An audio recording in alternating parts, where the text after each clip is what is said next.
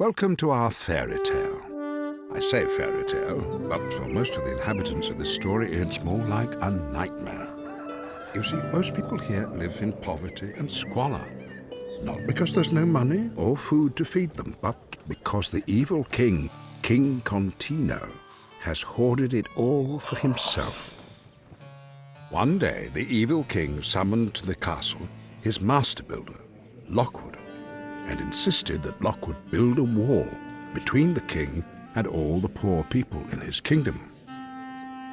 The king was tired of having to look at the poor people, and he threatened his master builder that he would kill everybody in his village if Lockwood didn't comply. The master builder reluctantly obeyed.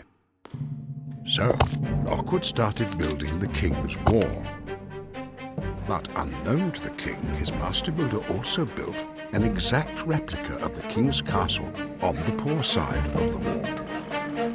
That night, Lockwood and his friends crept into the king's castle and very carefully carried the sleeping evil king out of the castle, through a hole in the wall, along the city streets, and into the replica castle, all without waking him.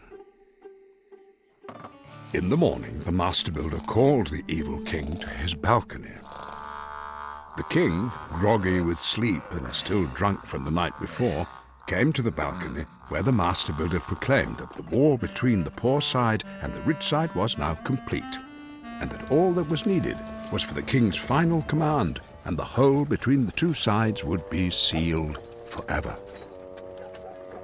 The king, pleased with the work of his master builder, ordered him to make sure that all the poor people were on the other side of the wall. But Lockwood was a good man and wanted to give the king one last chance to see the error of his ways. So Lockwood reminded the king that by sealing the wall, he was dooming the poor people to a life of hardship without any of the resources on the rich side of the wall. But the king just laughed and said, "Well, that's the point, you idiot builder. Now get on the poor side and seal that wall forever." And so the master builder did his king's bidding, for to do otherwise would be rude. He was the king, after all. And the king was happy with his day's work until he noticed a strange smell.